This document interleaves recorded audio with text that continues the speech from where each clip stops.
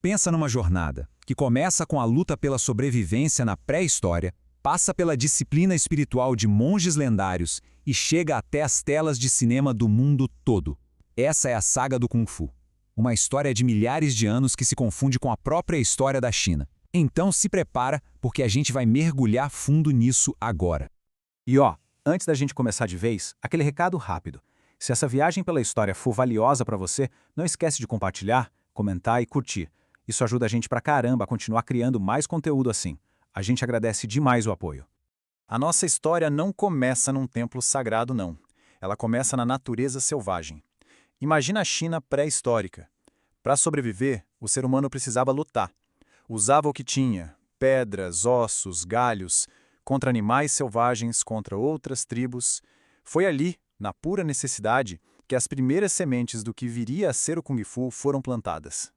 E aqui, a gente já precisa esclarecer uma coisa fundamental. O que a gente aqui no Ocidente chama de Kung Fu, lá na China o nome correto é Wushu. Wushu quer dizer literalmente arte da guerra. Já Kung Fu é algo bem mais amplo, sabe? Significa qualquer habilidade que você consegue com muito esforço e tempo. Pode ser na luta, na caligrafia, até cozinhando.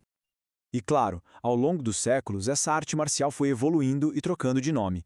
Lá na dinastia Shang, os primeiros registros chamavam de Chuan Fa, o estilo do punho. Depois, na dinastia Zhou, virou um esporte militar. Durante o período dos estados guerreiros, gente como Sun Tzu já reconhecia o valor da arte.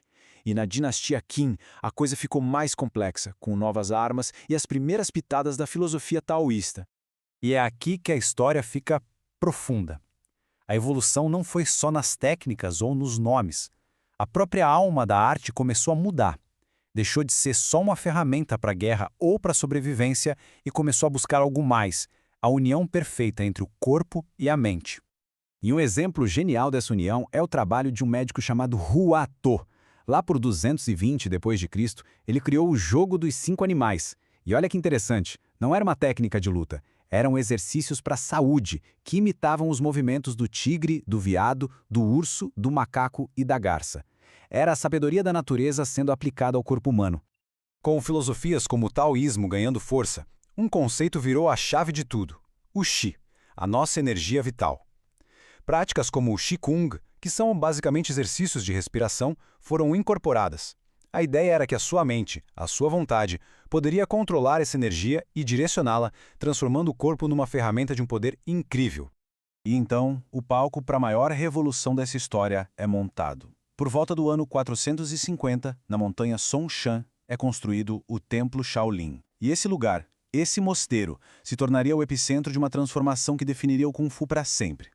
No coração dessa revolução existe uma figura quase mítica, Bodhidharma.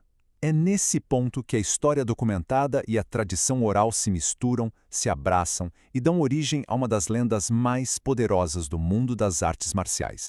Mas afinal, quem foi Bodhidharma?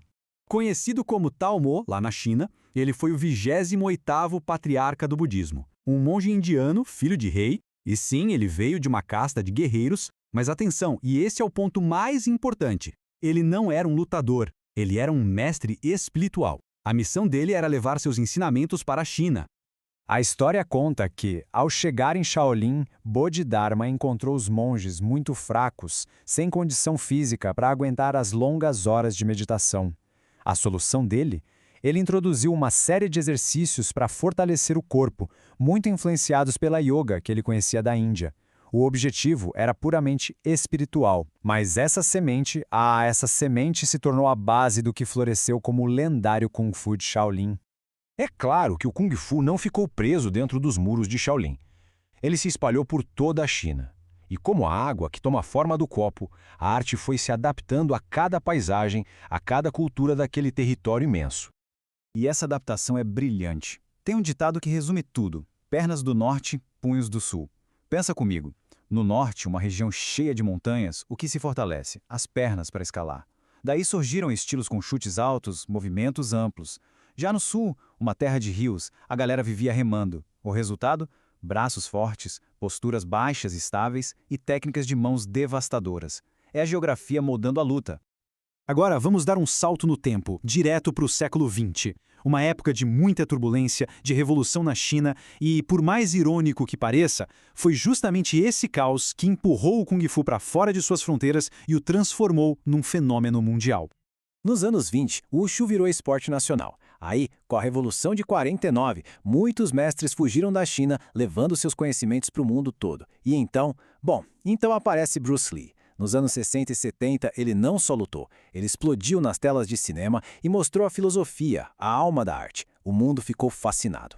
E para fechar, em 1990, a criação da Federação Internacional de Wushu consolidou a arte como um esporte global.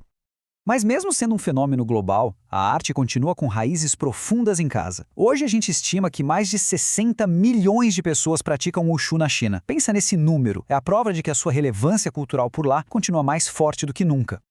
De uma ferramenta de sobrevivência a uma prática espiritual. De uma arte de guerra a um esporte global. O Kung Fu nunca parou de evoluir. Isso faz a gente pensar, qual será o próximo capítulo nessa jornada milenar? A gente viu de tudo um pouco aqui, né? A lenda de Bodhidharma, a adaptação incrível aos lugares, o furacão Bruce Lee, mas eu quero saber de quem tá aí do outro lado. O que mais te fascinou nessa história toda? Deixa sua opinião aí nos comentários, vamos continuar essa conversa por lá.